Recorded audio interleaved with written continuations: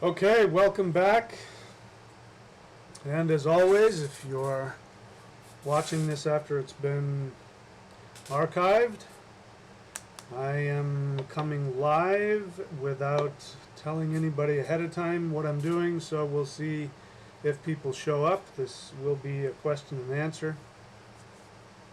But what I'm going to be teaching today is, I believe it's going to be the last installment in the free shamanism certification series. So, if you are new to this channel or new to this series, then I ask that you go to the free shamanism certification number 1 and watch that from the beginning. Also, if you just want to get a good outline of how to best study this material. I've been putting on a lot of material for a few years now, and there's a lot of books out there, and so now it's time to start putting this into more of a into more of an order, because I've been throwing out a lot of stuff, and so some people don't know where should they start first. And you can kind of start anywhere you want, but this is a good way to start. If you really want to get a very deep and good introduction into what I teach, then I recommend that you go to thunderwizard.com and sign up as a subscriber and start from the beginning. What you do is, after you've become a subscriber, I believe at the second or third level, where you get access to the free, you get access to the private YouTube videos just for the advanced shamanism class. What you do is, after you get get subscribed, then you scroll to the bottom. It'll say more. You just keep hitting the more button, or more videos. I think it's just more. You just keep hitting the more button until you get to the absolute bottom. That's the first video. You start from there, and then you build from that and just keep watching, and that will give you an overview. But for those of you who do not want to subscribe, then these free certification videos will give you a good introduction into what it is that I teach. And the reason why I came up with this was because I have some students who have said to me that they really want to help in sharing this path. They really want to help support it. And I thought, well, the best way to do that is for you to teach. And so people have been kind of waiting, not knowing, well, how do I do that, and how long does it take? And so, listen, there are so many different levels of being able to work with me and apprentice with me. But I want anybody who's interested in this and interested in studying this and sharing it, I want you to be able to have a coherent way to do that. So that's what these videos are, the free certification videos. Like I said, I think this will be the last one because you'll have plenty. I wanted to make sure that I covered all the bases. So in this one, we're going to be talking about the 3 selves and how important that is in understanding. So again, if you're new to this, go back to the first one, because you have to get the first basics. You have to, before you do anything, you have to learn the basic fundamental assumption behind this, because if you don't have the right mindset, it won't matter what I say. It'll be very difficult to absorb and practice it, because there are certain things that it's just basic. You have to change your basic understanding about yourself and the universe. And the reason why that's important is because for the past 2,000 years, our modern Western society has been programmed to believe certain falsehoods about energy, about ourselves, about our relationship to the universe, and how the universe works. And I could get into all of that. That was the beginning of the one world government system. You could take it so far as to call it the Matrix. I don't really care what symbolism you use. We have been indoctrinated into some falsehoods, and we've been indoctrinated by a religious political system that is designed to take your individuality and your power away, because when you become dependent upon the state, when you become dependent upon religion, then you can be controlled. And when your individuality is taken away from you, then you can be controlled. And when your power is taken from you, then you can be controlled. So you have to first understand that first assumption about how to relate yourself to the universe, and that is in the first video. We won't get into that, except to say that you have to get rid of any belief systems that say that you are limited. And this is part of the problem, because any belief system that wants to control you is going to tell you some truths. It's also going to appeal to your fears, and it's going to appeal to your selfish needs and your greed. So, I could list a bunch of them that have a lot of truths to them. And this is why they work. But any belief system that says that you are limited, any belief system that says that you are a victim, that you are trapped, any belief system that says that you are in danger of being controlled or destroyed or consumed or damned or any of that, those belief systems you have to get rid of. Because the only thing that you really need to understand is that the universe wants nothing but to serve you. That you are seen as God. The universe sees you as God and wants to serve you. And if you operate from that assumption, everything you do on top of that will work. But if you operate from the assumption that you're evil, or that you're limited, or that you're being manipulated or controlled or lied to, and that you do not have the power to see the truth, then a lot of the things I say you won't be able to put into practice, because you will be at cross purposes with yourself. So we're going to talk about that at some point today, how to connect all that. But this is for people who have been studying with me for a while. Even if you're brand new, it doesn't matter. If you want to teach this, you have my permission. You are now certified to teach Thunder Shamanism, at least the basics of Thunder Shamanism. You are certified to create your own practice groups. So there are some people that, like me, that like to teach, that like to say things in their own way, and so they want to have the raw materials in front of them and be able to pull from that and then create from that and then deliver it in their own way. You're free to become your own teacher, start your own tradition. You're free to present yourself as my student, and this is your understanding of what I'm teaching. You're also free to create study groups if you don't want to teach. You're not comfortable with that, but you do want to have a practice group or a study group. Then all you have to do is just simply play these videos. There's a video playlist for each one of these. This one will be located, I think it will say Odin, Vili, and Ve and the Three Selves, something like that. Let me see if I think I have it in here, and I'll tell you exactly what the name of the playlist is. If you're on your desktop, you should be able to just scroll down through the information and see the Three Selves playlist, and then you can click on the link there, which will take you to that. Again, I don't know exactly how it's listed, but we'll have something about the Three Selves on there.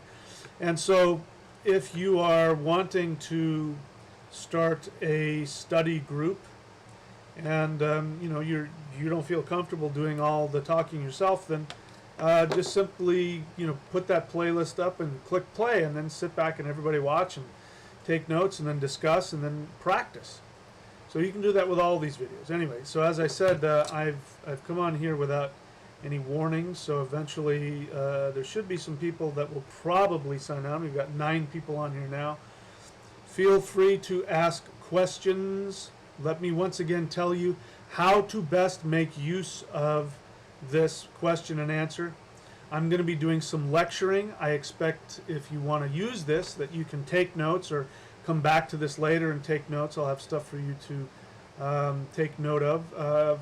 If I go off on a rant, then it's just me expounding and getting information out and learning myself. The best way to interact with me is to ask a question. If you come up, as a lot of people do, because they, you know, this is the way YouTube works, it just throws something up in front of you and people find their way and they have no idea what's going on with the channel or whatever, and they just want to discuss and they throw their opinion out. Well, understand that if your opinion is going to be different from mine, or if your assumptions are very different than mine, then I'm actually going to call you out and point out what's wrong with it, because it gives me an opportunity to teach. That may hurt some people's feelings, so I don't want to do that. So the best way is to ask me a question about something, and that way I can answer your question. You'll get an idea of where I'm coming from, and then you can decide whether or not this is the right channel for you or the right video, and you can either stay or go find whatever does work for you. But just letting you know that's how I work. So let me see, we do have a few people here. Darren Smith says, are you aware of the angel Poyel? And if so, what can you tell me about him? Well, Darren, that kind of sounds like Western magic, modern Western magic, and I am not familiar with that, so I cannot speak intelligently about that. So, yeah, and just to let you know, if you're looking for somebody to teach you about Western magic, I'm the wrong guy. I don't do that. Got nothing against it, I just don't know anything about it, and it's not my focus. Zach Ward says, hey Mike, hi Zach. Renee, need to schedule my appointment. I need to get to the bottom of this killer neck spasm. It is the most painful thing I've ever experienced. She goes on to say, what is the spiritual roots of pain and suffering, and how not to let our egos get in the way of teaching? Well, Renee, I mean, we would have to have, we'd have to have a discussion so I can find out what's going on. But here's the bottom line. There's a thing called TMS. Let me see it. I forget what it stands for. I'm forgetting the guy's name. Anyway, there's an actual Western doctor. He's not New Age. He's not even alternative. He's a Western MD who came up with the awareness that the majority of physical issues like back spasms, neck spasms, and like a huge list of other things are actually caused by the brain, who is trying to protect you from intolerable emotional issues. Not usually. Always surrounding resistance, which has to do with unconscious rage. How that happens is, and we're going to get into this, is a perfect question because we're talking about the three selves, and this has to do with the lower self. When unconscious rage means you are not aware of it, you are unconscious. So that's why you can be having back spasms, neck spasms, knee pain, joint pain, stomach problems, you know, all kinds of other stuff I could get into, and think that you just have something physical going on. In fact, you could even point out what you were doing when you injured yourself to create that spasm. But what it really is, and of course, don't do this until you've actually gone to a doctor and had yourself physically checked out for any structural damage. And even then, sometimes the doctors find problems that don't exist. But you know, still, you could have an actual physical problem. But what you're talking about, Renee, sounds like what I'm talking about here, which is called TMS. Again, I forget what that stands for. But what happens is that when you are, your unconscious mind is trying to protect you from accessing a part of you which actually you want to access, but you have at some point in your life gotten the false idea that what you're doing is wrong, it's bad, it's evil, it's stupid, it's, you know, you have some unconscious resistance to experiencing something in your life, and so this is a way of keeping you from feeling the rage that you feel when you bump up against your unconscious codependence. You want to please somebody. You know, an example in my life is that I had raging back spasms and neck spasms and knee pain and joint pain and headaches and all kinds of other stuff. It's because I was in a marriage that I was miserable in. And I felt that I had to stay in that marriage because if I didn't, my ex-wife would have been miserable, and I was responsible to take care of her. And so my unconscious mind created this defense mechanism against the rage I was feeling for not living my true life. And so whenever I would get to the point where I would start being successful, and which if the more successful I got, it started pulling me away from the marriage, then that would kick in. So the pain was my brain shutting off, and this is what TMS is. It's the brain shutting off blood flow, which has oxygen, to certain nerve and muscle tissues. After a while, you get buildup of lactic acid, and the muscles go into spasm, which causes tremendous pain. And then people get focused on the pain, and they forget about whatever it was. And in essence, it keeps you trapped in whatever situation you're in. So Renee Petronovich, what I'm hearing is that you are making strides towards living your true path, and you have some unconscious codependent issues surrounding that, and so your resistance is kicking in, trying to keep you from doing that, and you are unconsciously full of rage about feeling trapped against whoever or whatever it is that you're trying to please, and so that's now flaring up as a neck issue. So the way that you overcome that is, first and foremost, understand that your brain is doing it to you, trying to protect you from the pain. So you say to your brain, and you say to the part of your body that's in pain, you say, thank you for trying to protect me. I would rather feel the emotions than feel the physical pain. So, may or may not work instantly, but get you started, and basically it just takes time. You just have to become aware. You have to continue to take action regardless of the physical pain. Again, as long as there are no structural problems, like broken bones or something like that, as long as you don't have any structural problems, you have to go out and keep doing what you do, because the pain is trying to keep you stuck in bed so you don't take action. I'll give you an example. When I went through it, one of the first things I did when I got out of my marriage, which is where I had all my issues, I wanted to come back and surf. I was 49 years old. I was totally out of shape, and I had all kinds of joint issues and neck issues and back issues, and I knew what it was. I knew it was TMS, and I knew that the way out of it was to continue to take action. And so I showed up here in Southern California out of shape at age 49, surfing again after not being in the water for over 10 years. And I got out into these enormous waves in Southern California in the wintertime, and that's just not the best time to learn all over again. And I had to be able to paddle to get through the waves so I could get out past the waves, and it was kind of a scary situation. And so even though I had neck pain and shoulder pain, I didn't let it stop me, and because I actually had to paddle very fast to get past these big crashing waves, my neck went, all right, I give up. Go ahead. You need to survive. Let's get you out there. So that really proved to me that there really wasn't anything physical going on. It was my brain shutting down oxygen to the muscle tissue. And when my brain realized that there was a survival need there, it let go of that. So the blood got there and the pain disappeared. So it's psychosomatic in that it starts in the brain and it's caused by psychological issues, but it is real, meaning that there really is a lack of oxygen to the blood, to the nerves and the muscles. But it's psychosomatic in that there's really nothing structurally wrong with you, and once you get that, and I'll give you one last thing before I go on. The guy who, again, I'm forgetting the name of the doctor. The guy who came up with this.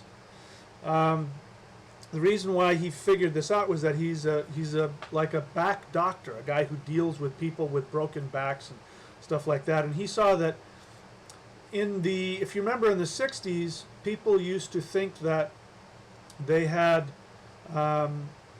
actually people would have stomach ulcers. And then what happened is that society as a whole came to the awareness that stomach ulcers were even though they were real, were the result of stress. And once society as a whole accepted that, once the doctors came and yes, it's a result of stress, then what ended up happening is that he saw that stomach ulcers disappeared almost overnight. And then what started appearing directly after that was back pain, people with having back pains. And he's looking at all these people with, back pain, and other doctors are finding tiny little you know, imperfections and saying, oh yeah, you got a slip disc. And he's like, no, you don't. That's a normal imperfection. There's no such thing as a perfectly straight spine. Everybody's got a little something. And then he came up with this awareness. Anyway, I won't get into that. You can look it up. You can just Google TMS back pain and you'll find it. You know, you don't have to go through me to find that. All right, so a lot of stuff here. Let me see if I can get through the questions and then I'll get to the teaching. Michelle Langley, are reptilians real and are they here? Michael Langley, are reptilians real and are they here on Earth? I'm not going to take time to talk about that now. Watch my reptilian videos, and then if you want, we can talk about that. But that'll take up too much time. Sorry, I can't answer that today. Zach Ward, when you are absorbing prana, where is it best to store when employing it? Vili, because I know that some texts sometimes focus on your heart, like Julius Evolis, your group book on magic, and the Secret of the Golden Flower, or whatever it's called. Been thinking about buying your Qigong DVD. Well, then buy it. I don't know who that person is. You don't want to store it in the heart. Trust me, that's not where you want to store energy. You always want to store it in the navel center. The navel center is the powerhouse, and the navel center will send it where it needs to go. Now, there are some exercises where you can focus on the heart, but you never want to store it there. That'll make you impatient and impulsive and jealous, and you know, it'll make you make you very cranky. So that's not what you want to do. So Vili is the navel center. That's where you want to do it. And then go back and watch my videos. I talk about that. Another general note, if you're new to this channel, watch my videos. I have so many videos that are being underviewed. Again, I know how YouTube works. YouTube is constantly throwing things at you because we have an attention span of a gnat.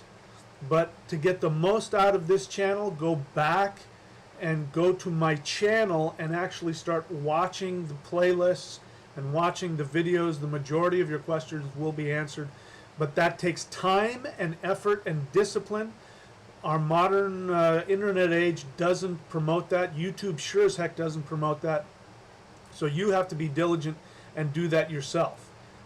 If you want to be proficient at what I teach, you're definitely going to have to be disciplined and consistent. So I've got so much stuff on here to teach.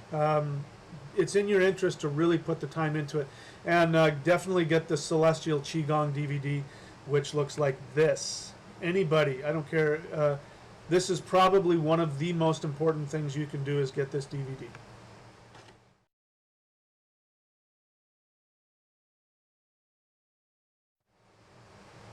You can type in Celestial Qigong on Amazon and it should come up. There's a streaming version and there's a DVD version. I don't care which one. They both work just fine. Okay, so a lot of questions. What kind, Rafael Montalvo, what kinds of work can you do with the Thunder Wheel? Go back and watch the videos on that. That's a whole class in and of itself. I've got tons of videos about that. Here's another, you know what? Here's an easy answer to that question. Get this DVD, which is called Thunder Shamanism.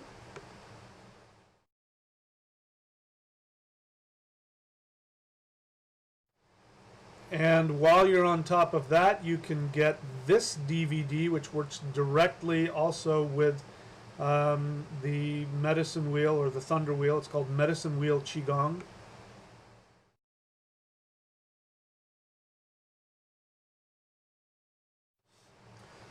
Those are ways that you can begin working with the Thunder Wheel, and of course we've got things on the Advanced Shamanism class, thunderwizard.com. I go in depth talking about how to use the Thunder Wheel, but there's plenty here on this channel as well. So plenty of ways to look for it. So thanks for that question. All right.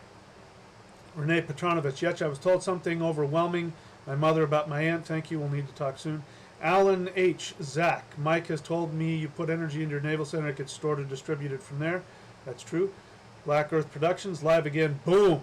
Got that right. Hi, Black Earth. Renee Petronovich, Zach, do it. The Qigong is helping me release these rages he's talking about. Renee I think you did a video on tendinitis and this issue a long time ago. I'll have to dig it up. Yes, you can look for tendinitis, and I talk about it there. Thank you for helping me. I've got so many videos on here. Alan H. Renee, as I recall, Mike's tendinitis resolved once he started having fun and pursuing what made him happy. Yep, it's true. Shortest way is to do what you're supposed to do. Renee Petronovich, yes, I had no pain while writing today, so I agree. Renee says, Raphael, join the Patreon page. You will learn so much, $25 a month, and buy the videos. Thank you. I agree, of course, because we're talking about my thing. All right, so let's get into the teaching now. So again, if you're just coming in, what we are going to do today is we're going to be talking about, whoops, what just happened there? We are going to be talking about the three selves, and I am going to be giving you basic instruction in the three selves. And if you want to teach shamanism, this is the 5th class, so this would be either your 5th introductory class, or again, each one of these classes, each one of these classes can go for years or months, so you don't have to teach them all back to back. You can take as much time on each of these. My purpose here is just to give you an outline and to give you resources that you can use to study if you want to come up with your own curriculum.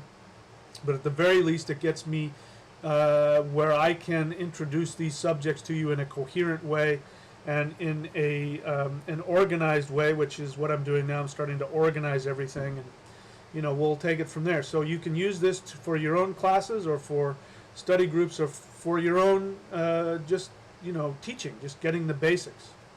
So here's what I'm going to do. I'm getting a little more organized every day with this stuff, and so I'm going to give you an outline.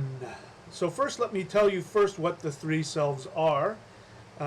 So you can, if you come back to this, make a screenshot of it or write it down or pause it or whatever the heck you need to do. But here's what the three selves are.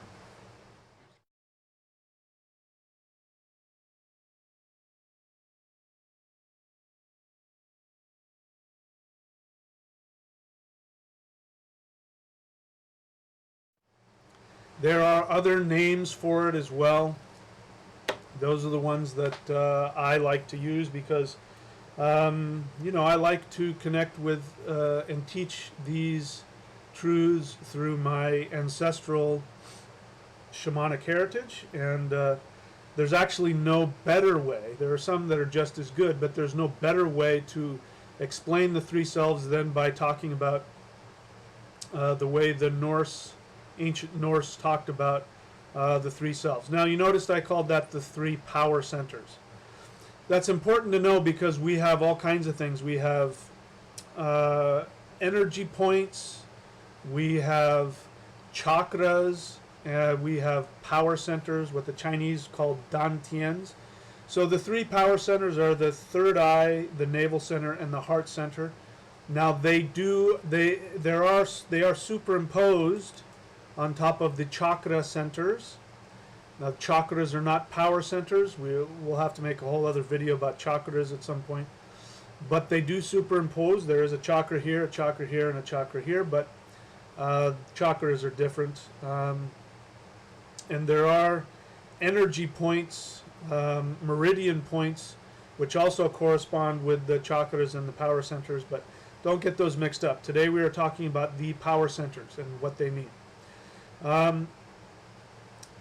From a shamanic perspective, there are at least two functions of power centers.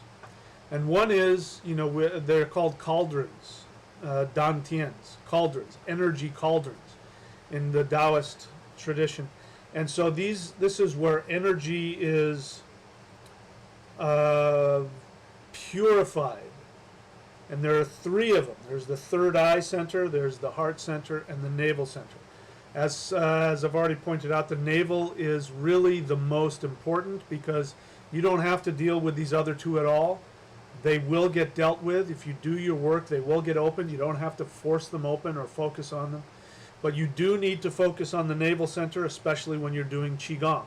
You have to ground the energy into your navel. Easiest way to do that is to put your hands right over left and place them on your navel Some people will say that women should do their hands left over right. Safe thing to do is right over left. Put them over the navel and close your eyes and just breathe. And that can be a meditation in and of itself, and just focus on the warmth of your hands. And as you breathe, just allow that warmth to penetrate into your navel center. And that's all you need to do. And why that's important is because the navel center is the powerhouse. It is the storehouse of all life force energy. And so even just by doing that, and there are energy masters that can do crazy stuff with energy. And that's all they do, is they just simply focus and breathe into the navel. And the reason why that's important is because the navel has the ability to purify the energy. So if you're dealing with very high vibrational energies, which you are, if you're doing a lot of the stuff that I teach, especially the celestial qigong, the most powerful high vibrational qigong work that I've ever encountered, other than the stuff that I am not able to teach on video. But anything that can be taught on video, or that you can find in video, in my experience, that's the highest vibrational stuff you can find.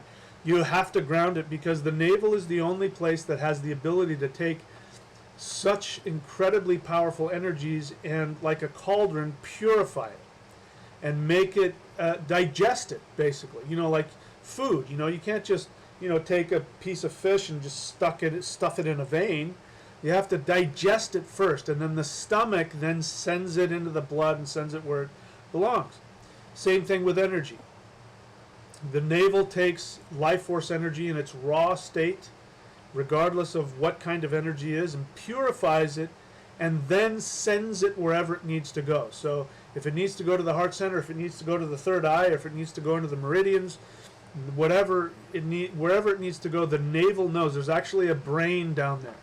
There's a brain in each one of them. There's obviously a brain up here. There's a huge brain up in the upper center. There's actually a little brain right here in the solar plexus.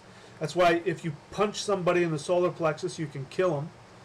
There's a little brain right there, right beneath where the rib cage comes in. This is not the solar plexus, by the way. This is the heart center. The solar plexus is right here, right under the rib cage. The solar plexus is not the navel. It amazes me how many people do not understand that. People throw out the word solar plexus, and you don't know if they're talking about heart center or navel or where it's supposed to be, right here. This is the solar plexus, right underneath the navel center. There's a brain right here, there's a bundle of nerves that come together, and it acts like a little brain.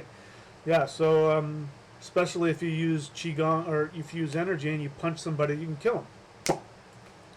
So, very powerful center. Never punch somebody in the solar plexus. That's my lesson for the week. Never punch somebody in the solar plexus, because under no circumstances am I going to encourage that kind of violence. Okay, so those are the three centers. Now, I want you, this is really the important one. This is the layout. This is what we're going to hopefully talk about today. I don't know how long it'll take, but I'll stay on for as long as it takes to talk about this. I've got 7 points. And so when you do your teaching, I want you to teach these 7 points in this order. Here they are. Go.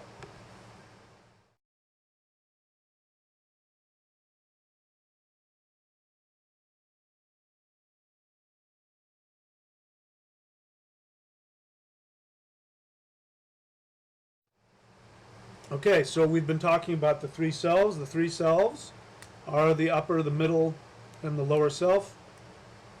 In my tradition, it's called Odin, third eye, Vili, which means willpower, the navel center. Somebody has a lot of guts. It's Vili, willpower. And Ve means sacred space. It comes from the same root where the Hindus get the god Vishnu. Vishnu literally means to hold the universe, apart so that life can happen in here. Comes from the same root, means sacred space. Same root where we get village. Village is a space where people live. And so Ve is the heart center. There are, in the Taoist tradition, it's called heaven, earth, and man. Again, heaven, earth, navel center, man, the soul. In modern times, we call it mind, body, and spirit. Um, Christians called it Father, Son, and Holy Ghost. Let's see, what did the Hawaiians have a really, you know, they, you know, every shamanic path has its niche where they really shine. The Chinese, they've mastered energy. The Vedics have mastered mantra and chakras. Thunder shamanism has mastered the 8 directions. Hawaiian shamanism has mastered the science of the 3 selves. And let's see, I think I might have it here. What do they call the 3 selves? Oh, I got rid of it. Aumakua, Unihipili, and I think Unahi, something like that. Anyway, study that. Huna, H-U-N-A. That's the Hawaiian. That's the Hawaiian version. If you really want to master that, that's where they really shine. So, but you can just stick with, if you want to get the benefits of all of them, stick with Thunder Shamanism. I'm going to do my best to bring it all together for you. Yeah, Aumakua, Unihipili, and Uhane. That's the Huna. So these are the 3 selves. The 3 selves are just what it means. They're not just 3 centers, which, you know, they are. There are 3 power centers there, but there's actually 3 selves. There are 3 independent souls. We are not just one soul. We are 3 souls. There are 3 entities living within you. Odin, Vili, and Ve are said to be 3 brothers, but they are 3 separate entities. And first off, before I start describing them, let's take a look at this picture here. I love it. If I can find it. Well, I'll just put a few of them here. The last one I'm gonna show you is gonna be a painting that supposedly depicts the mythical story about Odin, Vili, and Ve as they fought with Ymir. Ymir, the giant who represented the unmanifested universe that is made up of energy. Ymir comes from the root yemos, which means twin. And interestingly enough, I won't get into that, but in the human body, we have a male side, which is the right, and a female side, which is the left. And Ymir is the mirror image.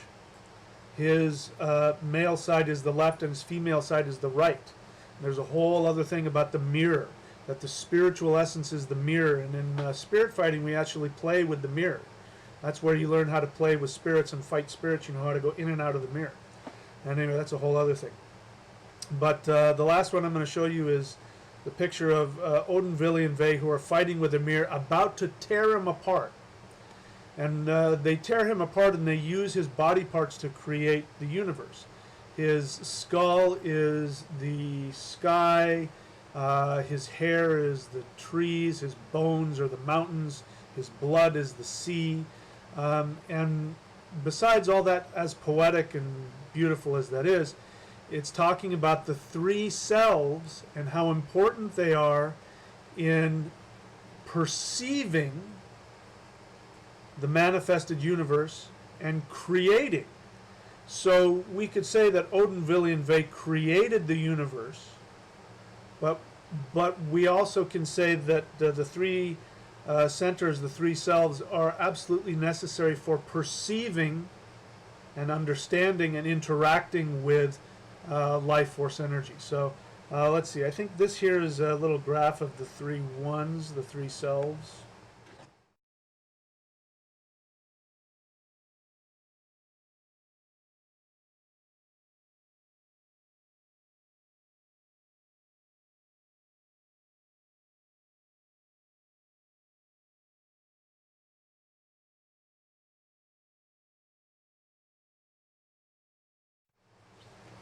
And I can't remember the quote. If I didn't look at that. I wish I had now. But in the myth, I guess if I wanted to, I could get up and go get the book and look at it, but I don't want to do that. In the myth of the Voluspa, it talks about when Odin, Vili, and Ve breathed life into human beings, the ash and the elm, the first humans, talks about what each one of them gave to the human being. So there's an assignment for you to go look at that and see what they gave in the different translations for that. We could call it perception, intent, and experience, because those are the things that we need. We need to perceive, and we need the intellect.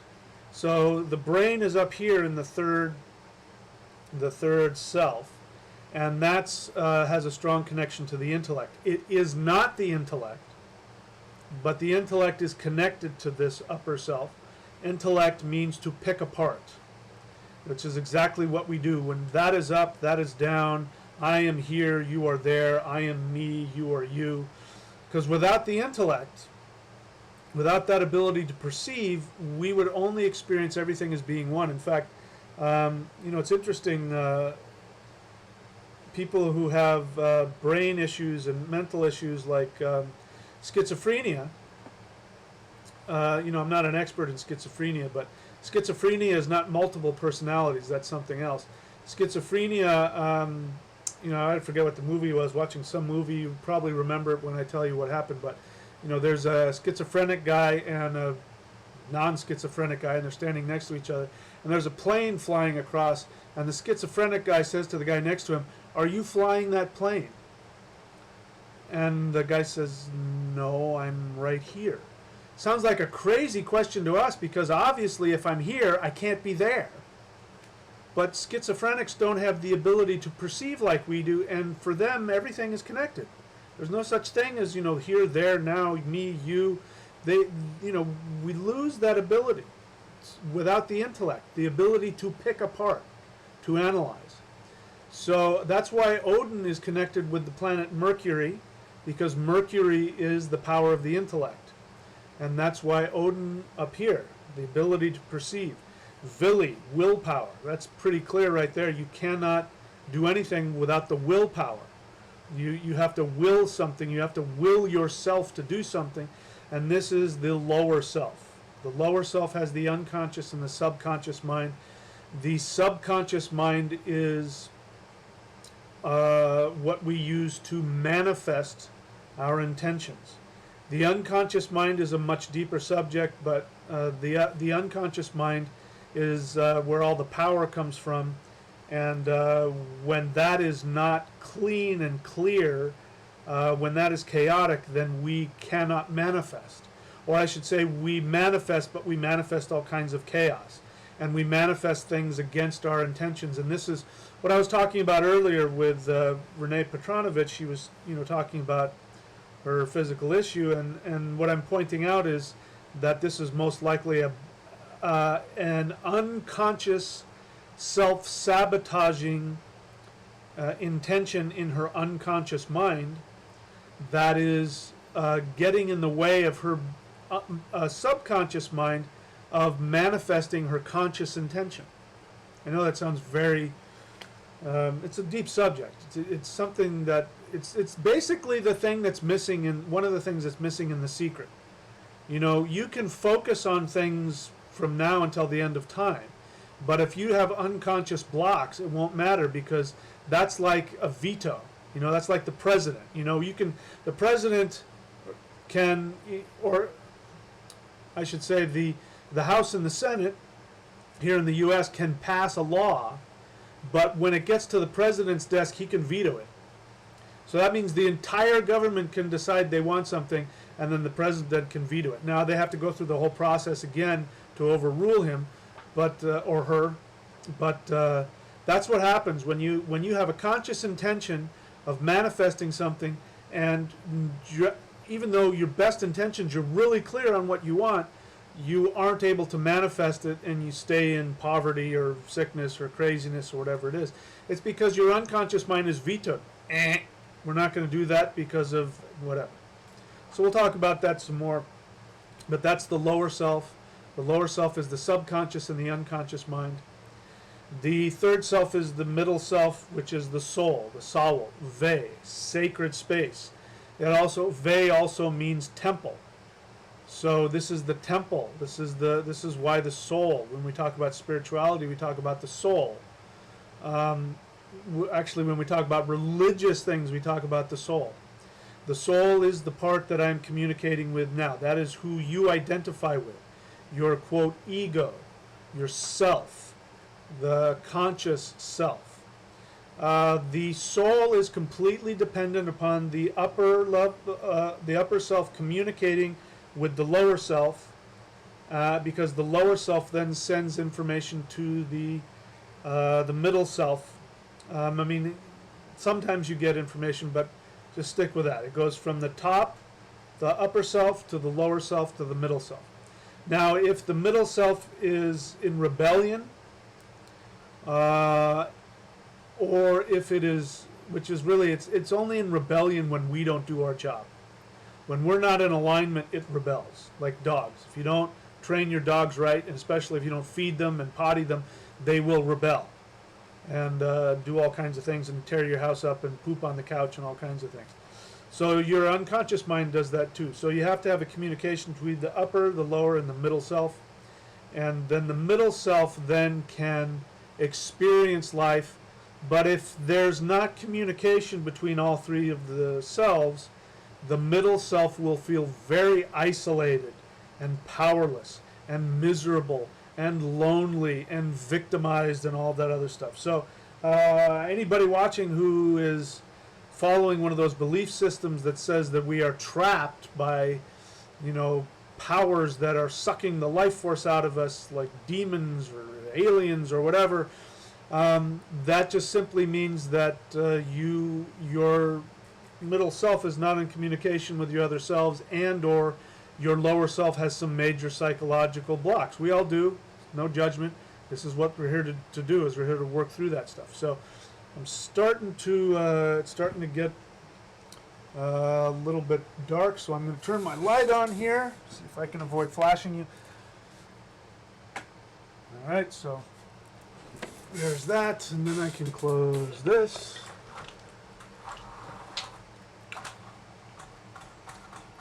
Alrighty. Okay, so those are the three selves. I could go on and on and on and on and on, but we got a lot to cover today. So, get what you can out of that. Let me take a look here and see what's going on in terms of the questions. Okay. Okay, Zach Ward, I see you've got a lot of questions here. So first, Zach, again, let me just tell you, if you're new to this channel, you need to spend some time watching the videos. The majority of all of your video questions will probably be answered by those. So just to let you know that, I don't know how much of the videos you've watched, but watch the videos, those will answer your questions. Let me see. If I don't answer a question, it means either I don't have an answer, or I don't think it's relevant to the teaching, and it's nothing personal. It's just I've got a limited amount of time here. Can you reach Valhalla through rhythmic breathing? No, that's not how you get to Valhalla. That's a whole other deal. You can achieve all kinds of things through rhythmic breathing, but that's not how you do it. Renee says, nice, I'm going to listen to this as I go to sleep and integrate this at work to further my own happiness, peace. Good night, Renee. Alan says, night, Renee. The Nordic view of triune cosmology is so beautiful. Zach Ward, I agree. Zach Ward, I really believe that the analogy of Odin, Vili, and Ve is not only great for spiritual understanding path, but for a practical path as well. I agree. Alan says, Zach, in my opinion, you might commune with Ironheart through meditation, or possibly visit Valhalla. Okay, I'll let you guys have your own discussions there. Zach Ward, okay, you guys are just communicating with each other, which is fine. Okay, so no questions, so let's keep going. All right, so number one, as I've said, is the three selves. So I actually now just started talking about number 2, which is how they communicate. Number 2.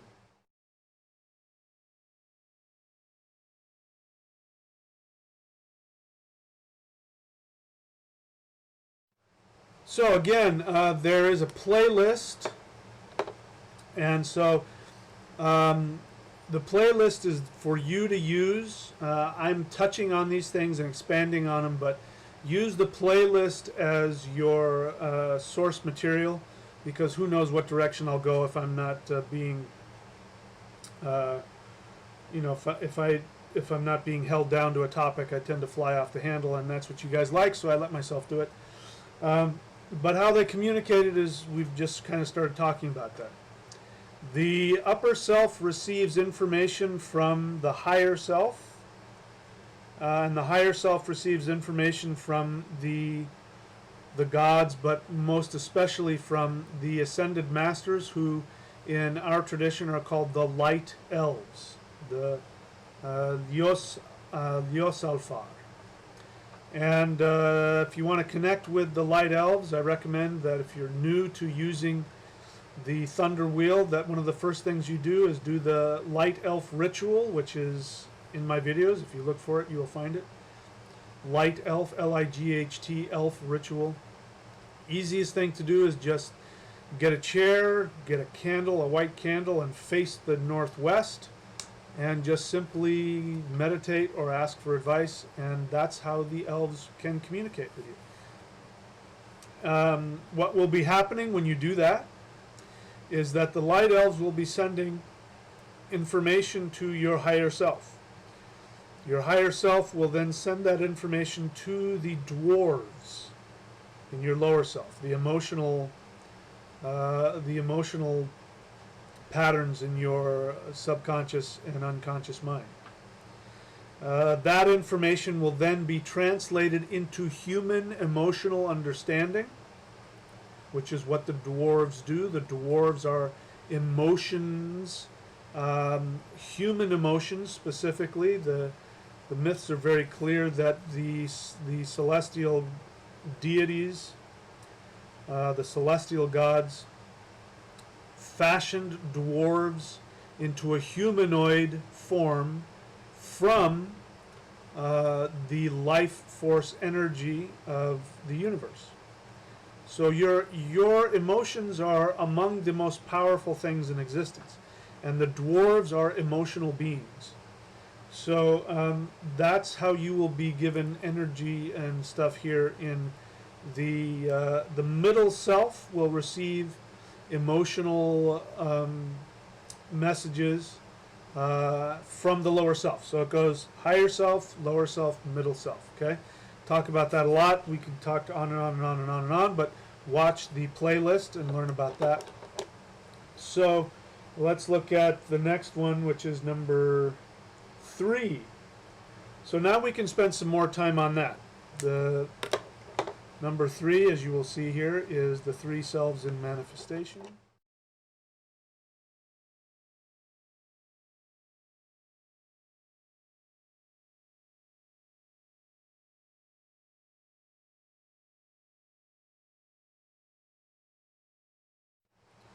So that's what that painting is referring to. It's this Odinvillian Vey is talking about how we manifest reality. You create your reality. That is not just a fun little symbolic saying. I mean, you actually create your reality. These glasses I'm holding, these glasses were created in my lower self before they were manifest. Now, I bought them online and they were shipped to my house, but this pair of glasses and all of the molecules, everything having to do with it, was first created in my lower self. I may not have visualized them this way, but I came to the awareness that I needed glasses, and my lower self went and created them. How do I know that? Because it's in my reality. Everything in my reality, including my iPhone, was once in my lower self. and my dwarves went out and created everything for me. So this is literal. Now, we talked about I don't remember when we talked about it, but we talked about how, how is it that things can follow perfectly logical explanations and yet be a manifestation of magic? Because that's how magic works. That's how the universe works. I won't talk about it, but there's what do they call that? Physics on the small scale. Quantum physics has proven that manifested reality responds to the intention of the observer. And now they have found that not only does it respond to the intention of the observer, but it does so retroactively. Meaning it will manifest, and then once it hears from you what it's supposed to become, it becomes what you determine, and then it goes back into time and then physically justifies it so that it all makes sense. So anyway, that's a longer subject. Point of that is that you manifest everything in your reality. So I'm sorry to tell you, but you are not a victim of circumstance. You are not a victim of anything. You've created everything in your life. The sad news is that you're now going to have to acknowledge that you can't feel sorry for well, you can feel however you want. Don't get me wrong, I don't want you to stuff your feelings, but once you're done feeling sorry for yourself, or feeling angry, or feeling manipulated, or feeling controlled, or feeling oppressed, or whatever your negative feelings are, when you can then say, all right, well, I manifested this, I might as well stop indulging in this feeling sorry for myself. It's not helping me. I got to be really clear, though. There's a lot of people who are in denial. Actually, I went through this today. Let me share this now, because this is really important. I talk with a lot of people, and obviously there are people who see themselves as victims, and they need me to give them some tough love and say, you're not a victim. Stop wasting your time feeling like a victim. Stop indulging in feeling sorry for yourself. Having said that, I also talk to people who actually are in denial. And they are in denial by saying, I'm not a victim. I don't do that. That's weak thinking, and I'm not a weak person. You have to first get honest with your feelings. It's okay to acknowledge that you feel like a victim. All the things I said, it's not only acceptable, it's a requirement. I've seen people die. I've seen people make themselves sick and die because they were unwilling to acknowledge their pain, their sadness, their anger, their depression. Putting a smile on your face and pretending like you are in control and it's all okay is not the same as what I'm talking about. Taking responsibility for your feelings means you first have to feel them. I did that today. I won't get into it. I got some things going on in my life where I have to get into some acceptance about some things, and I may have to make some decisions that are going to be very difficult and go against, having to please other people, and the fear of having other people being upset with me or being hurt, or all that kind of stuff. I'm going through a lot of that, and I was in I was with a spiritual place for me that had power, and I went there just to listen, because I knew that I was having headaches and which means I wasn't in connection with my feelings. Like Renee, I get physical pain too. When I'm not in alignment with my emotions, I get physical pain. It means I've got unconscious resistance, I've got unconscious rage about something. And so I went to a place that for me is a power place. And I sat there and I just allowed myself to have my feelings, and I had to get connected to the fact that I was in a lot of pain. I was feeling a lot of sadness. And I was feeling a lot of sadness because I have expectations. There are things that I want, things that I've been wanting for a while that have not manifested according to my expectations yet. They still may, but they haven't yet. And I had to get honest with myself that it was to such a point where I have been and was feeling a lot of sadness. And at first I was feeling anger, and then I got past the anger and I got to the sadness. And I sat in the sadness for a while, and I let myself be sad and tear up and cry. And, what I did is I gave myself permission to, have a little bit of a childish temper tantrum, because your unconscious mind is a child. By the way, that's why Ganesha is a child. You don't know that. Ganesha is the Vedic god that you pray to. Without Ganesha, nothing can happen. Ganesha is prayed to before you do anything, because without Ganesha, you can't do anything. He gets the ball moving. That means that your unconscious mind is what creates everything in your universe, and Ganesha is a child. A child who has the head of an elephant, which represents the wisdom of Shiva. So it means when you chant a Ganesha mantra, it means that you are allowing your infantile, unconscious mind to get some objectivity so that it can manifest your desires. Nobody in the world has ever said that. I just now had that. I just had that inspiration.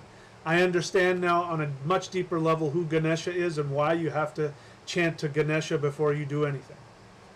Isn't that amazing? The wonders of shamanism. So, wow, that was such a huge revelation for me. I'm kind of dumbfounded. So your unconscious mind is a child, and the point is that I'm not saying that you have to be a martyr. I don't do that. That's weak. I'm weak all the time, and you have to allow yourself to be weak. You have to allow yourself to be vulnerable. You have to cry. You have to whine. You have to be angry. You have to feel those feelings in a conscious way, because if you deny them, they will just get suppressed in your unconscious mind, and it won't matter. You can spout everything you want all day long, and you'll never be able to manifest it. And if you're unlucky, but like some people I've seen, you can actually make yourself sick, and you can kill yourself. Denial of emotions kills. Okay, I've made my point. All right, so the bottom line is that you create everything. That's what I'm trying to say here. So I kind of forgot. I kind of launched into such a rage there. I forget where I was going. So let me see if there are any questions that can be answered.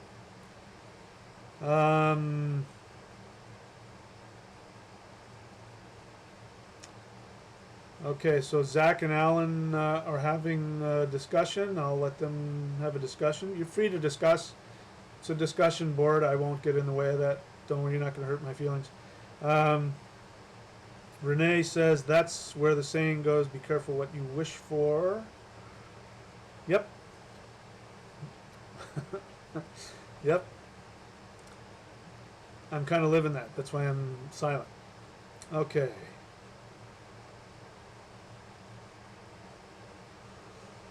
Okay, so, all right, so that's just more discussion, no questions yet, so let's keep going.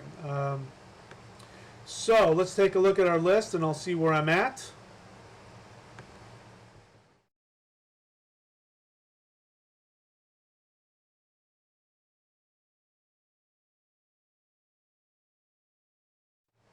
So what I didn't get at is how the three selves manifest reality. So everything in your life is your own manifestation, and the three selves are what do it. It's interesting that in the myth, Odin, Vili, and Ve are said to create the universe. Odin, Vili, and Ve are said to empower human beings. Specifically, it says to give them power. It doesn't give the animals the power. There is no animal on the planet that has the ability to manifest their reality through intent. Only human beings.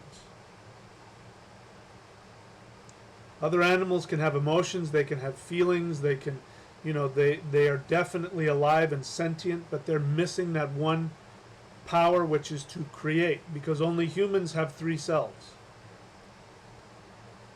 So Odin, Vili, and Ve are said to create the universe, and as I've said, Odin, Vili, and Ve separate the universe, tears apart Emir, duality. Yemos means duality, and turns it into three-dimensional space. Odin, Vili, and Ve are used to perceive. The three selves are used to perceive and to create. So most human beings have the ability to at least perceive this reality that they have created. But many of them lack the ability to consciously create. Everybody's creating whether they're aware of it or not. They just may not be conscious of it, and they may not have control over it. So that's what a wizard is. It's what a shaman is. If you didn't watch or listen to the radio interview, I think that the host there, one of the hosts there, Chris, said something really profound that I'm going to remember. Because he asked, they give me, they say, you make a list of questions, and I made a list of questions. What is shamanism? And I gave out some really superficial answer when he asked, what is shamanism? And then he said, you know what? I think shamanism is more than that. He said, I think shamans have, I can't remember what the words he used, but he basically said the same thing, that shamans have the ability to manifest reality through ritual and other things. And I have to agree that that is really true. That's really what a shaman is. A lot of people think shamanism is being able to go out of your body. I mean, it's the first thing people say. Oh, you're a shaman? Oh, yeah, I astral travel all the time. Who cares? I mean, I'm happy for you. If that makes you happy, great. That's not what shamanism is. Shamanism is not leaving your body. There's this whole new thing that shamanism is all about taking plant teachers and having hallucinogenic experiences. It means nothing. You might have a great awareness. You might be able to heal yourself, but I know and have found that there are people who have been taking ayahuasca for years who still have life-threatening illnesses they have not been able to resolve. So just having a vision, which is really, with power plants, you're accessing your unconscious mind. Going and, sniffing around your unconscious mind might give you some awareness, and if you have power, you might be able to take that into your conscious awareness and change your reality. But the majority of people who are, calling shamanism, having astral travel or, tripping out on hallucinogens, all they're doing is they're just going in and they're just stirring around the crap in their unconscious mind, and then they're coming up and thinking that they've accomplished something. And they haven't. Because the way you know you've accomplished something is when you can manifest in your reality your conscious intention.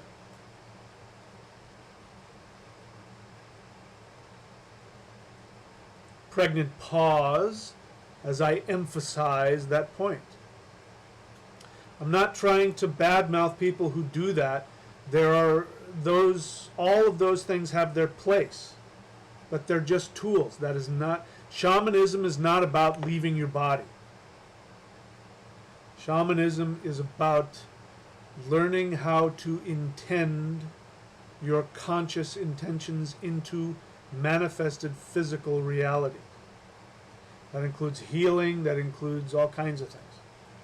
So, once again, I've launched into a tirade about something very important, and now I forgot where I was. So, let's see, let me just remind myself what I was talking about here.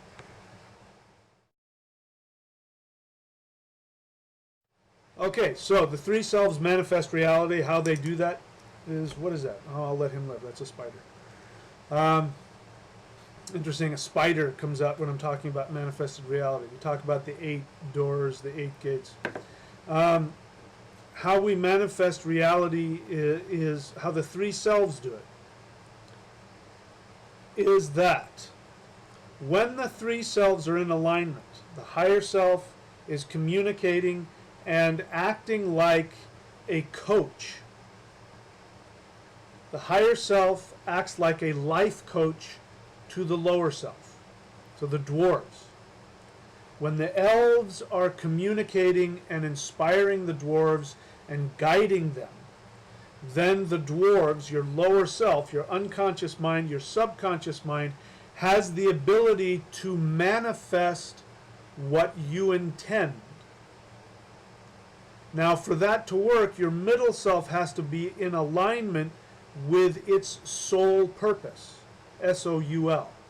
Soul purpose. You have a soul purpose. And where we get derailed from our soul purpose is when we live for others, whether that be on a conscious or unconscious level. Most people are living for other people on an unconscious level, meaning they're not aware of it. You can point out to them that you're not doing what you truly want, and they will tell you from now until the rest of the however long that they are. They know exactly what they're doing, and they want to do this and they want to do that, and they don't. They're trying to manifest something they don't really want. They're manifesting what they think they're supposed to in order to gain acceptance, or in order to fulfill some inaccurate understanding about what it is they need. So they're trying to be something that they don't want to be, or they're trying to get things that they don't need. When you are in alignment, then you can, your unconscious self, you'll still have issues, but your unconscious self will be in alignment with your conscious intention, and you will be operating from where you're supposed to go and what you're supposed to do, and how you're supposed to live your life. By means supposed to, not by the God, but how you have determined before you were born what it is that you want. That's what I mean by supposed to. When you are doing what it is you truly want, then all these three will line up, and then that's how you manifest. Okay? We can get into that, but that's just basically what you need to know. So, all right, let me once again say hello to the spider running around. And let us take a look and see what it is we're doing here.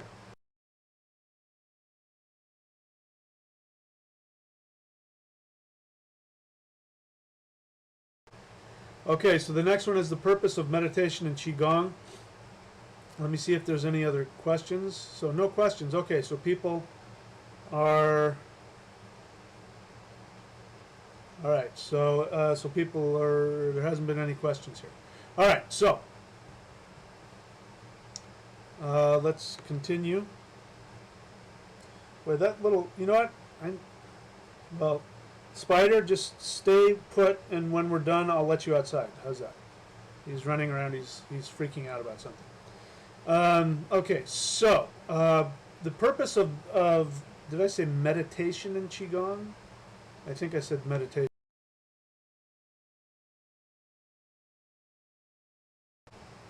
Yeah, the purpose of meditation in Qigong. I don't know why my thing isn't fading in and out. It normally fades in and out. It's just jumping. All right, so the purpose of meditation in Qigong is this. Again, we're talking about in the context of the three selves. So meditation and Qigong has two purposes. One, on a physical level, you just need life force energy to live and survive. Okay, so it taps you into that.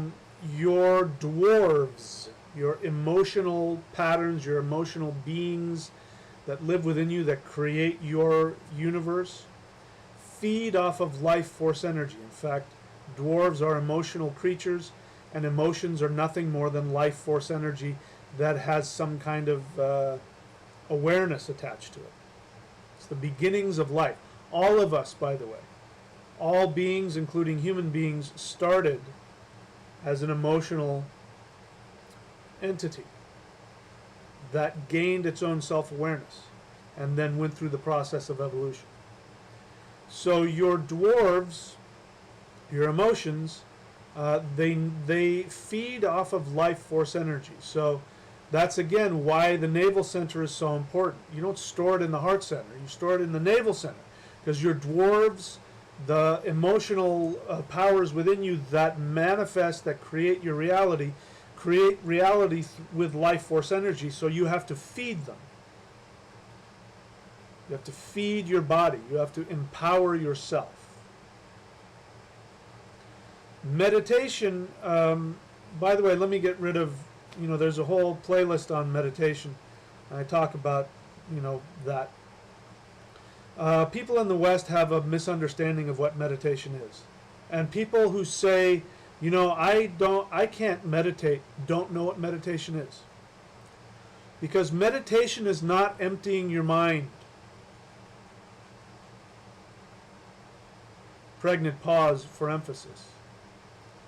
Meditation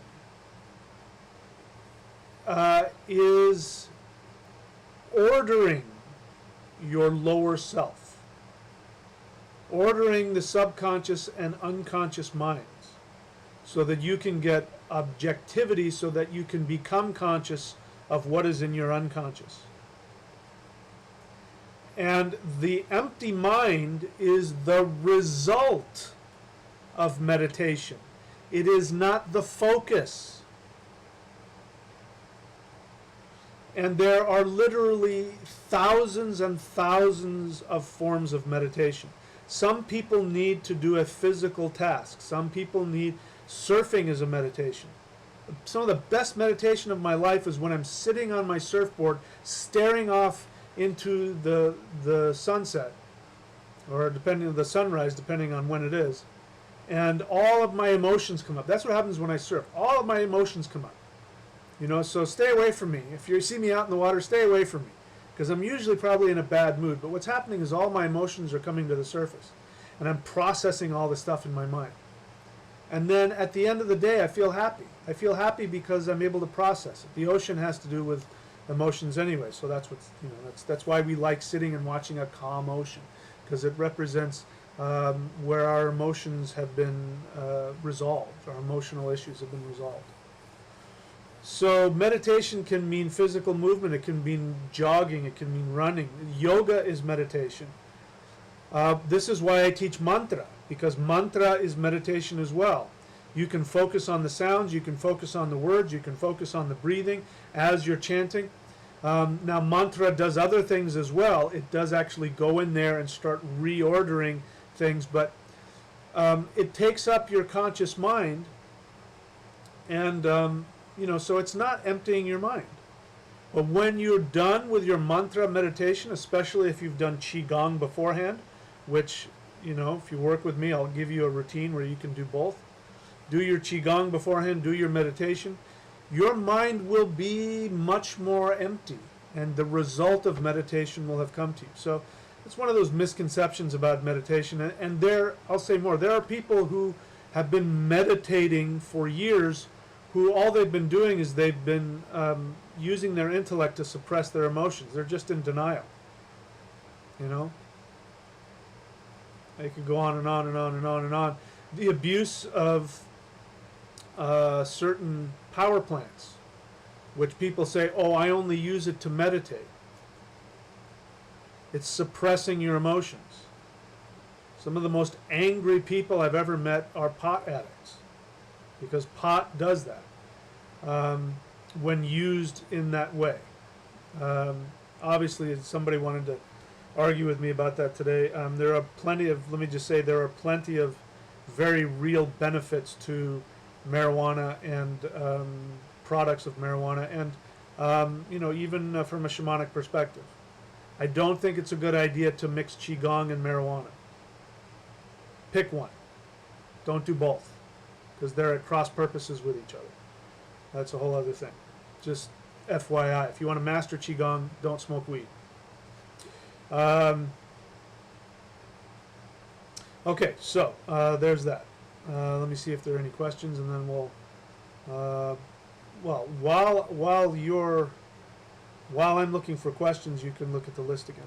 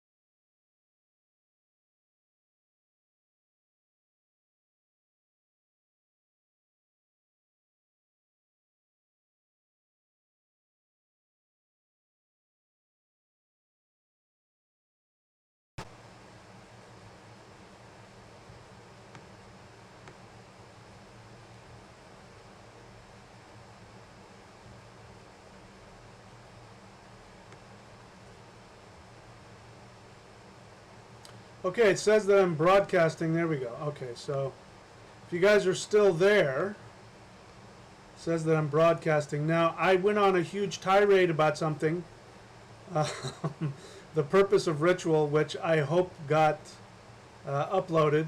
Maybe it'll still be there when we come back. Did you guys hear that?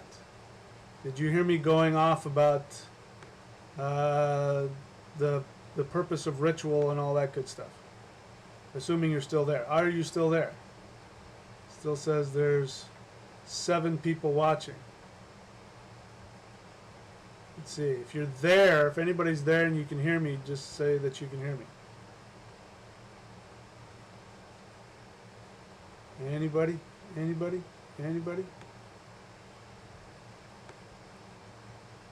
Okay, according to this, I'm still live, so I'm going to keep going as though things are going to work out, and we'll see what happens when we okay. Oh, what a bummer. All right, so I'm going to do the tirade over again because it's extremely important. The tirade I was talking about was, what is the purpose of ritual? The purpose of ritual is to give you power to overcome the unconscious resistance that is preventing you from manifesting your conscious intention. Okay, we'll see what happens. I went on this long tirade about stuff, and anyway, hopefully that will be there. But for whatever reason, that got cut off. But that usually means it's really important. By the way, if you're ever talking to me on the phone and the phone goes dead and one of us has to call each other back, it means that what I was just saying was extremely important. So what I was saying in a nutshell is that we have unconscious resistance to manifesting our conscious intentions, which is why we can't just simply intellectually give ourselves mental affirmations. You know, that's what's missing in the New Age stuff and the mental affirmations. I have $1 million and I'm successful, and then you're still, living, in your parents' basement or whatever it is. That's because on an unconscious level, there is an inaccurate assumption about typical one is I'm not supposed to make money, or I'm supposed to be poor, or whatever it is, or somebody would say that. I'm not saying that, unconscious mind. But if somebody were to say that they were supposed to be poor, then you have to look and see what is, first of all, the emotional agenda. That we have an emotional agenda to our patterns. That's what keeps it in place. So it's not enough to know, oh yeah, me and my therapist, somebody says that they discovered that they have a psychological issue about being poor. That awareness isn't going to do it. You have to understand what the emotional agenda is first. And the emotional agenda will always be attached to wanting to be loved and accepted, reputation, love, something along those lines. It will always be surrounding that. And that, even if you know, oh yeah, it's because my dad was intimidated when I was a kid, and if I was successful, then he felt like a screw up, and I wanted him to love me, and on an unconscious level, I thought I was killing him every time I was successful, so now I live a mediocre life so that I don't hurt his feelings.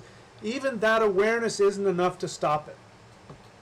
Because that emotional agenda is a dwarf standing there protecting and defending that unreasonable truth, and that will always sabotage you if you're consciously trying to manifest success. So you have to do ritual. That's why using the 8 directions is so important, because it literally is a power wheel that you can use to do what? To program your unconscious mind to change its patterns and beliefs. That's why when you do a 40-day mantra discipline, halfway through, lots of times your whole world will come apart and you want to stop and you can't stand it. And why did he give me that? It's destroying my life.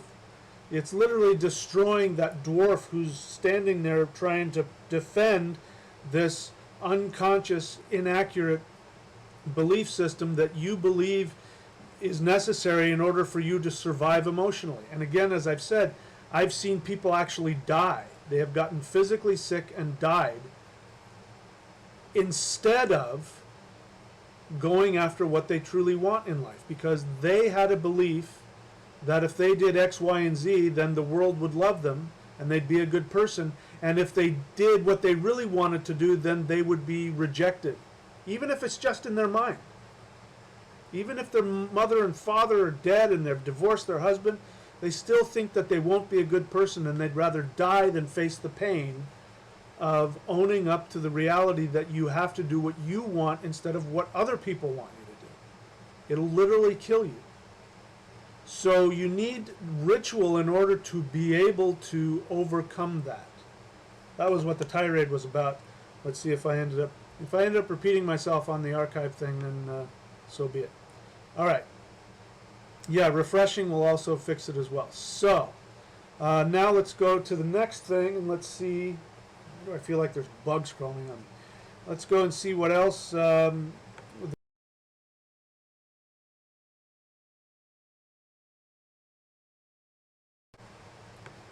Okay, so now we're getting into the next part, which is seamless manifestation. Seamless manifestation, actually that's the next one. The one commandment. Okay, so I just started talking about that. So this is the crucial thing. Without this one commandment, you won't be able to manifest, at least to the degree that you want. You won't be able to just simply think something and intend it. This is one thing that I didn't realize that I had started gaining mastery in. And it was only because my girlfriend pointed it out to me. And she continues to point it out to me. Even just recently she pointed it out to me. I'll give you an example. I don't like loud noises. I can't stand living in spaces, like sharing walls with people. I can't stand living in like apartment buildings or what have you, because I don't want to share anybody else's noise. I don't want to hear you. I want my own private space. That's why I tried living in the wilderness. So I thought I'd be happy if I was all alone, but I ended up going crazy. I've ended up manifesting the perfect little home for me. I don't share any walls with anybody, and I can do whatever I want whenever I want. I don't hear anybody, and nobody hears me. And it's great. Even though I live in the middle of, basically South Central LA. I live in the middle of megalopolis, Southern California. But the 4th of July, I was really worried because 4th of July here where I live, they really like their fireworks and they like their parties. And those are, there's a couple of days of the year that, I might end up having to stay up till 3 or 4 in the morning listening to other people have their lives. So I was getting a little worried about that because I don't like that. But then I was out to lunch with my girlfriend, who's my Shakti. That's the other thing. You need Shakti and power. She does give me power, just because of our connection. And I said, I was complaining about it, and then I stopped and I said, you know what, I'm not going to complain about this anymore. I said, I'm just going to be okay with it. I'm choosing that I'm going to have a good time, and whatever's going on, I'm going to enjoy it. Now, I had forgotten that I did that. I do this all the time, and I forget about it. It's become a habit. But she remembers. She listens to what I say because she wants what I have. She wants to have that in her life. So she listens to everything that I say, and she's like learning from me. It's interesting. So I said, she said, how was your 4th of July? Because she was with her kids, and I was by myself. And I said, interestingly enough, it was crazy as it always is, and loud, and it really is like a war zone here. But I was really enjoying it, and I had the backyard all to myself, and I could watch. There's a professional fireworks just across the highway there, and I could watch from my backyard, which was really nice with the trees and the plants, and I was like, yeah, and it was really great, and nobody bothered me, and I actually went out and talked to people in the neighborhood. There was a block party going on, all kinds of things that I don't normally do. And I said, so I don't know what that's all about. She goes, I know what that's about. I go, what? She said, you said that's what was going to happen. You do that all the time. You just say what's going to happen, and then it happens. And it's true, I do. I don't remember it because I've gotten in the habit of doing it. But the one commandment is what you need in order to be able to make that happen. The one commandment is this. It's in this book here.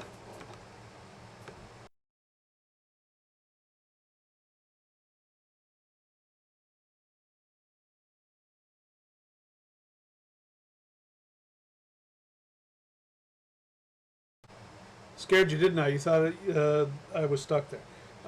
The one commandment is the shamanic secret commandment to a perfect life. I know you can't read that, but that's the book. If there's one book that I recommend, of all of my books, that's it. Read that one book. So the one commandment is absolutely necessary. The one commandment, in a nutshell, is this. We are incarnated, our soul, our middle self, is incarnated with a program that we have programmed into our soul, which is a desire that will bring us the greatest fulfillment. Now, our desire is going to be directly linked to our orlog, our origin law, our dharma, our path, our destiny. We wrote it in there, we wrote it like code in a computer program, and we stuck it in the soul, our own soul, we smashed it in there, and then we went down and incarnated. And as we live life, that program is going to rise to the surface as a deep desire. And we will not feel complete fulfillment unless we operate in alignment with that desire. And so there's going to be something in your life that brings you the deepest fulfillment. And there could be multiple things. I am living it now. What I'm doing right now is that. This is when when I'm working. This is when I'm at my most happy, when I'm doing these videos. How do I know that that's my sole purpose? Number one, because it's easy and it makes me happy and I'm really good at it. And number two, you guys like it. And I was scared to do it. I wanted to put everything all packaged in a nice way. And the more I did these, the more I really stepped out and did it, the more people started signing up with me.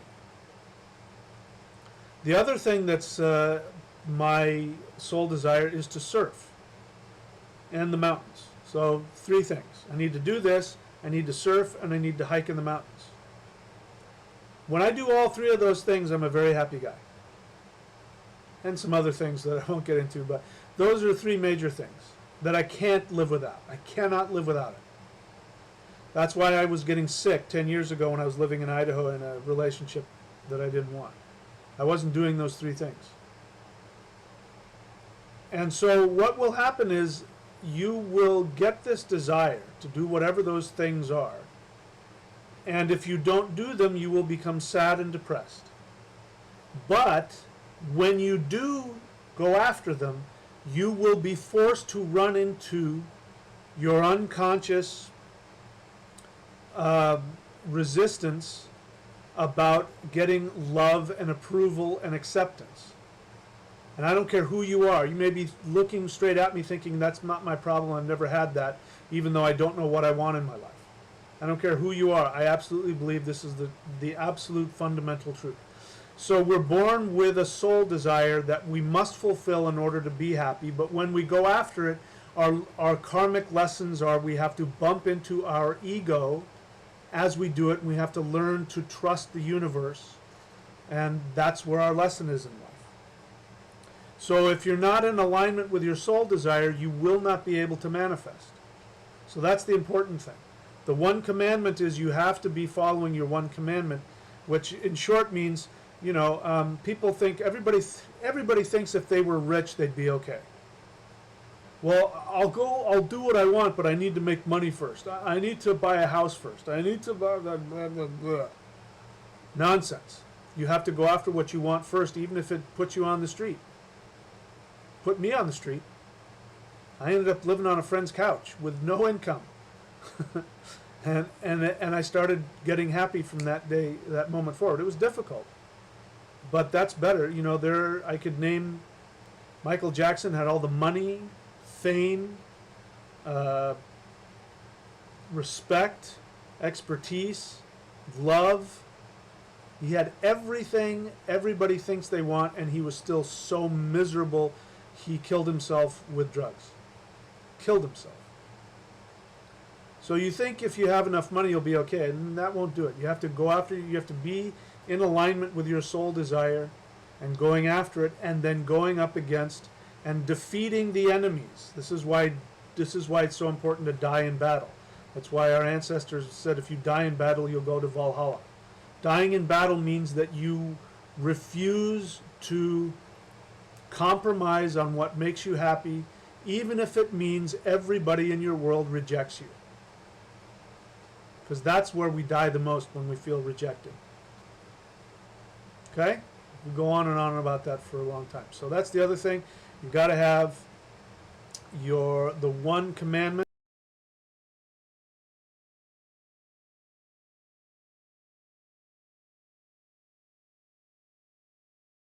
Got to have the one commandment, otherwise it won't work.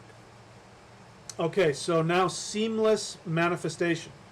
So now when you get to this place, when you have at least gotten a handle on your soul desire, and you have learned how to understand that that is the crux.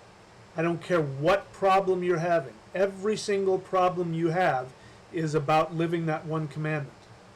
And when you get in the habit of, whenever you find yourself, like I did today, you know, I'm still struggling with it, but I still came to the realization that I need to do what's important for my happiness.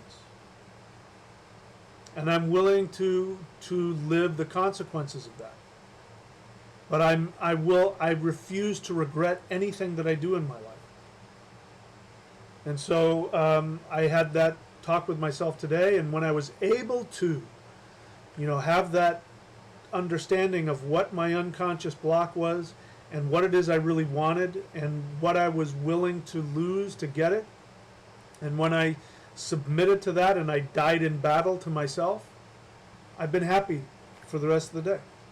You know, I went from being really depressed today, crying, to happy and very clear on what at least my immediate next steps are going to be. So that's seamless manifestation, and my girlfriend sees that. She sees me do that.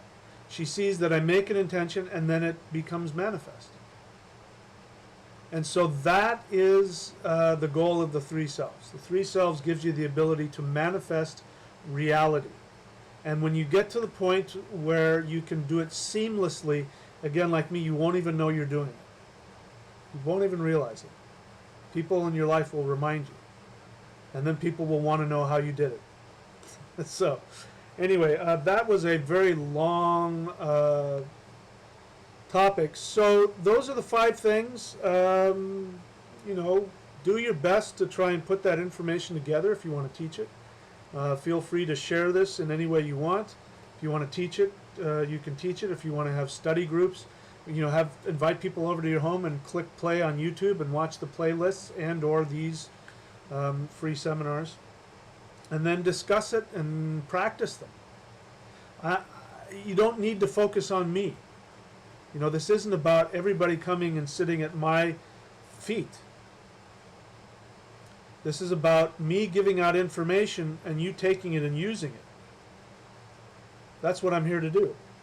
I have no problem. I would have no problem sitting in front of, you know, 10,000 people and doing this and having people sit at my feet. I'm not against any of that, but I don't need that. In fact, I'd probably prefer to have my privacy. But point is that you don't have to jump through any weird hoops or wait 10 years or get me to touch your head and blah, blah, blah. You just do it. Here's the information. Go practice it. Prove it for yourself. If you want my help, I'll help you. If you want to be my apprentice or my student, whatever you want to call it, then go do that. I'm going to do some business right now since we're on the subject. You can learn how to do that.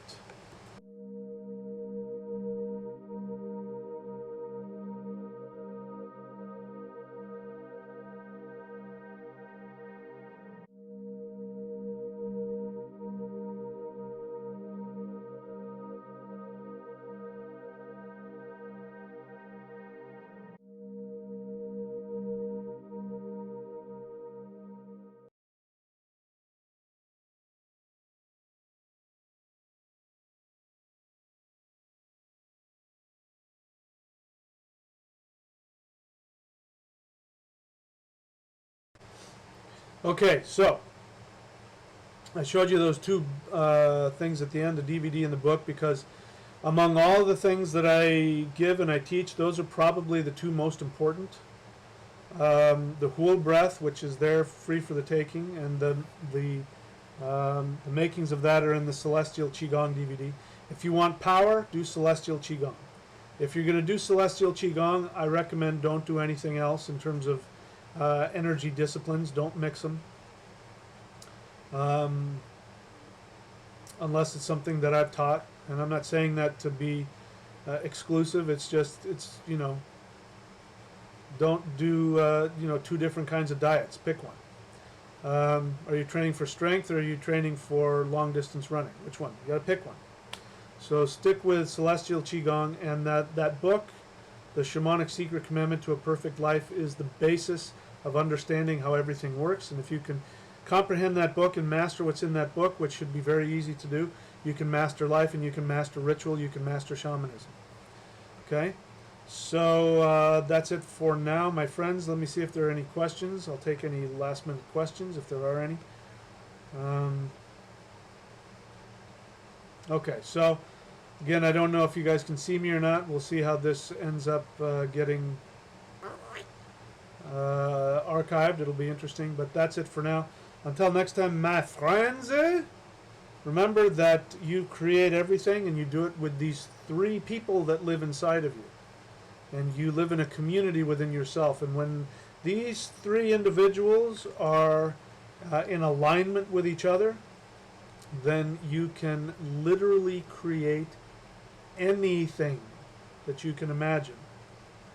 And it will look as natural as anything. It will look like it was the easiest thing that ever could have happened. That's how reality works. So that's it for now. Until next time, my friends, I will talk to you soon.